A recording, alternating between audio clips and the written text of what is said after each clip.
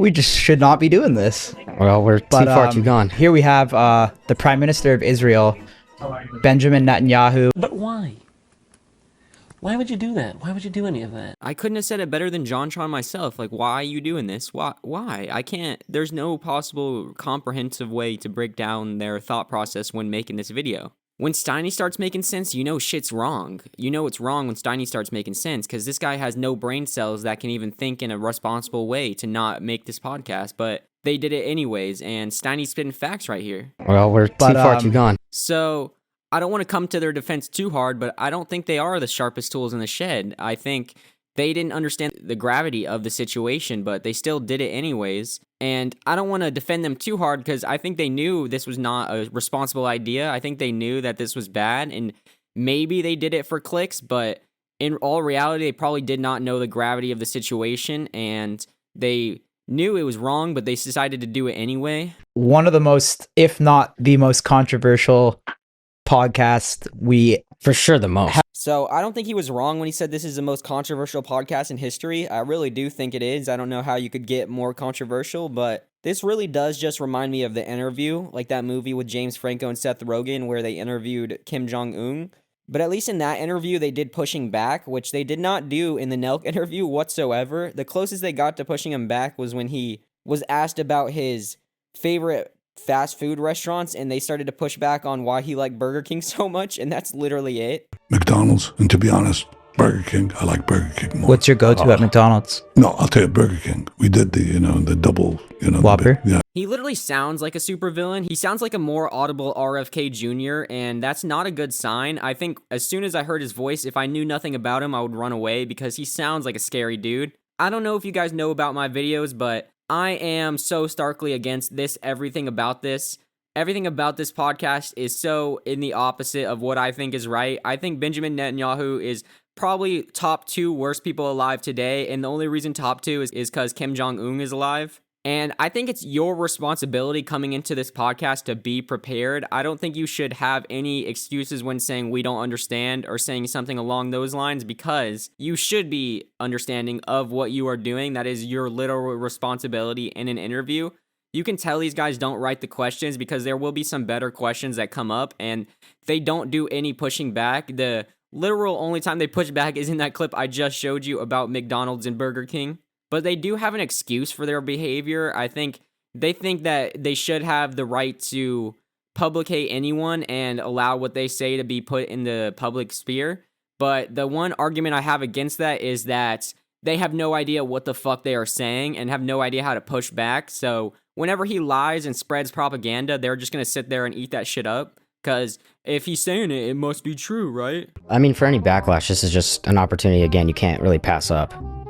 I don't see it. Like, there's no one else doing this. Yeah, I don't give a shit. I'll sit down with any world leader in the world. I agree. So this isn't the good flex that Steiny thinks it is. He thinks what he's saying is cool and that it's a flex that he would interview everyone, but it's really not. It's just showing how much of a shill you are and how much you would do, how far you would go for money. And that's really sad to see.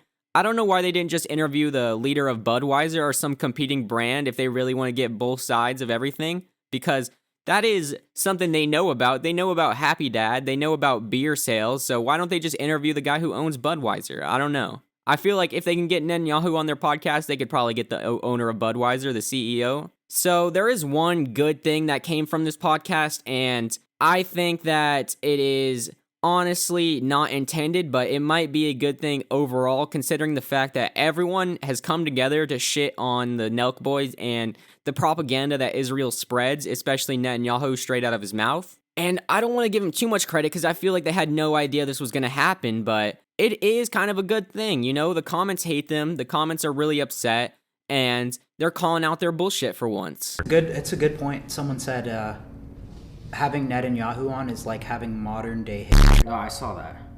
Which is, honestly, guys, I'll be honest. I'm here to... That's a good point.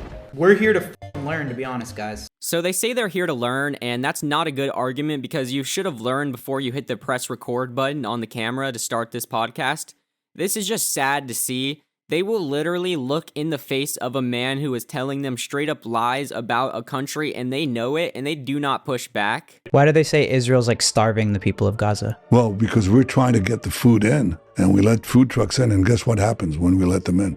Hamas steals the food. Credit where credit's due. That's a hard-hitting question, but when you're not going to push back, it is just so absurd and dystopian-like to actually see this happen, because straight up just cap. He's just capping. He's just lying, and he is spreading war misinformation as a war criminal himself. He is banned from several countries that he cannot come into, because if he does, he will be arrested on site. It is just insane level of mistreatment of their community. It's an insane level of misinformation. It's an insane level of a misunderstanding that they have potentially that could cause harm to many people. And whenever they have a little lull in the conversation, they'll come up with some random question that they think is good. And it honestly just makes them look more and more stupid because they don't push back, or they're not like, wait, what? Chilling with Biden must have been boring. Next. Yeah, that shit's not funny. It just isn't, because he is a war criminal and he is a political threat to the nation. He literally has so much control over this nation, and people will sit there and just laugh like it's nothing. They laugh like it doesn't matter. Steiny and Kyle are just human shills, human robots that are tools for the information that Netanyahu wants to spread, and they just sit there and take it like little good boys, like little happy boys. And once their audience starts to push back, they treat it like it's a good thing. They act like their young audience, knowing that they're stupid and spilling a bunch of BS, is a good thing like this. Sure, we have a young audience, but they're not stupid. And we don't think they're stupid whatsoever. And I think this podcast is a perfect example of that. If you go and read the comments. So after this podcast went so horribly wrong, they had a little media run where they invited on a bunch of political commentators like Hassan Abi and Nick Mullen, or even the guy from Fresh and Fit for some fucking reason, to talk about them and tell them how bad they're doing. And all of them are just calling them out for being political shills. It's not like these actually help their career or help them have a level of understanding to do better next time. They are just taking it on the chin and seeing how stupid they are. Okay, so first and foremost, who the set that up? Was it Miriam Adelson? Well, we actually toured the White House right before, and he was in D.C. So it's kind of like a someone must thing. have. Benjamin Netanyahu wasn't like, I love the Nelk boys. I'm a big consumer of Happy Dad, and then was like, let's do this. Myron, we're seeing a breaking news, a tweet. LMFAO having Nelk interview Netanyahu, who's like Ted Bundy doing a podcast with a woman. These dudes are f***ing retarded. Wow, Myron. So honestly, it's just so embarrassing for them to sit there and look in the eyes how stupid they're being and have some kind of understanding of it, because everyone's just calling them out. The comment section, Nick Mullen, Hassan Abi, and even the guy from Fresh and Fit is calling them out and saying they look so stupid right now. And let's get back to the interview real quick. Let's see how things go whenever they have a hard-hitting question and something that is just pure bullshit comes out of Netanyahu's mouth. Let's see how they transition it. I don't think it's the Iran thing. The main thing I just see is if I don't think people like if civilians are getting injured or killed. We don't want it either. Yeah, where do you think this is about to go? Yeah. Well, I think the other issue too is you see there's a lot more Palestinian protests. You don't see very many Israeli. Never in a million years would I guess that's where Steiny is going to go with that. That is just such a stupid thing. Why are you trying to reason with this guy? Why are you trying to act like y'all have things in common? There are plenty of pro-Israeli things all over the nation. If you go to a college right now that is conservative-leaning, you will see them have signs set up that will say campus for Israelis or something along those lines. It's just stupid. You'll have the banning of Palestinian protests at schools and then the endorsement of Israeli protests at the schools. And still, Steiny's going to reason with this guy and act like it is just common that they're just seeing so many pro-Palestinian protests. Why do you think that's all over the media? Why do you think that is everywhere you go? Because it is such horrible things that they're doing. They deserve to have protests. They deserve to have this mistreatment spread and seen. My dream guess is Kim Jong-un. Both So of Kim ours. Jong-un, if you're watching this, This is kind I'd of love like to that. come to North Korea and interview All you I could as think well. about is the interview when we're doing I'm this. so down to pull up to Moscow and interview Putin too. Yeah, we'll do everybody. That's what's interesting about this.